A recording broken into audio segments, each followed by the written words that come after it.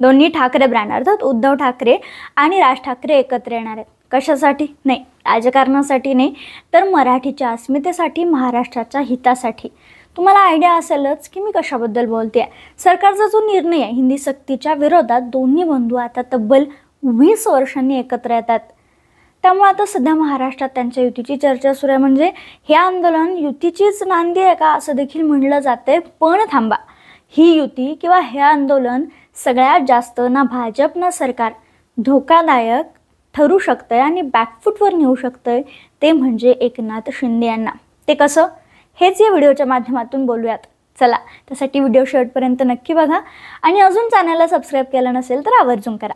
खरं तर विचार करण्यासारखी गोष्ट आहे की राज ठाकरेंकडे एकही आमदार नसताना भाजपमधील अनेक नेते त्यांच्या भेटीगाठी घेतात. खुद्द शिक्षण मंत्र्यांनी देखील राज ठाकरेंची भेट घेतली आहे का? तर राज ठाकरेंची मराठीची असणारी अस्मिता, लोकांचा त्यांच्यावर असणारा विश्वास. तरीही आता अख्खा महाराष्ट्र किंवा शिवसैनिक, मनसैनिक ज्याची वाट बघत होती ते म्हणजेच ठाकरे एकत्र येतात. पण राजकारण नाही तर मराठी अस्मिता, मराठीचा मुद्दा. 5 जुलैला आंदोलन होणार आहे. सरकारचा जो हिंदी सक्तीचा निर्णय आहे त्याच्या विरोधात हे दोघं एकत्र आंदोलन करणार आहेत. आता महापालिकेच्या निवडणुका देखील जवळ आल्यात, त्यामुळे भाजपसाठी किंवा सरकारसाठी अवघड जाऊ शकतं जर हे आंदोलन राजकारणात परावर्तित झालं, म्हणजे आंदोलन झाल्यानंतर आणि ठाकरे एकत्र आले तर. पण आता मी म्हणलं त्याप्रमाणे एकनाथ शिंदे यांना काय धोका आहे, यांना काय प्रॉब्लेम आहे का ते बॅकफूटला का जाऊ शकतात? सांगते.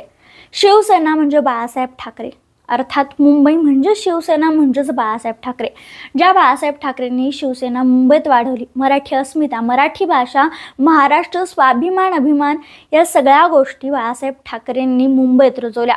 त्याच बाळासाहेब ठाकरेंचे विचार उद्धव ठाकरेंनी सोडले, तेच त्यांचा वारसा आम्ही पुढे नेत आहोत असं कारण सांगून एकनाथ शिंदे भाजपसोबत गेले.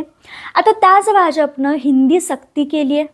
तोच मुद्दा आता राज ठाकरे आणि उद्धव ठाकरेंनी उचलून धरलाय. म्हणजे ज्या मराठी अस्मितेसाठी किंवा बाळासाहेबांचा जो वारसा होता, जो आम्ही चालवतोय असं एकनाथ शिंदे म्हणत होते, तो आता मागं पडणार आहे.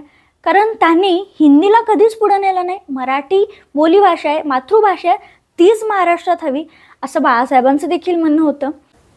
मग ज्या मराठी अस्मितेसाठी शिवसेनेपासून एकनाथ शिंदे दूर गेले त्याचं काय झालं? हा मुद्दा हळूहळू लगेच चर्चेत नक्कीच येऊ शकतो. जो मुद्दा खुद्द ठाकरे आणि मनसेचा होता, पण ठाकरे गट निवडणुकीत, महापालिकेच्या निवडणुकीत वापरू शकतो, ज्यामुळे एकनाथ शिंदे बॅकफूटला जाऊ शकतात.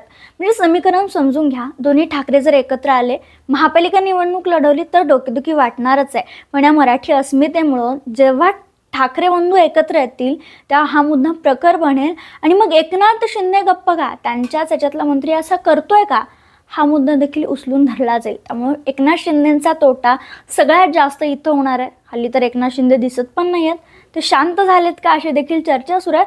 पण तुम्हाला काय वाटतं खरंच या निर्णयामुळे सरकार भाजप तर होईलच, म्हणजे सरकार भाजप बॅकफूटला जाईल, पण सगळ्यात मोठा तोटा एकनाथ शिंदेंचा होणार आहे असं तुम्हाला वाटतं का? कमेंटमध्ये नक्की सांगा. व्हिडिओ आवडला असल्यास लाईक शेअर करा आणि चॅनलला सबस्क्राईब करायला विसरू नका.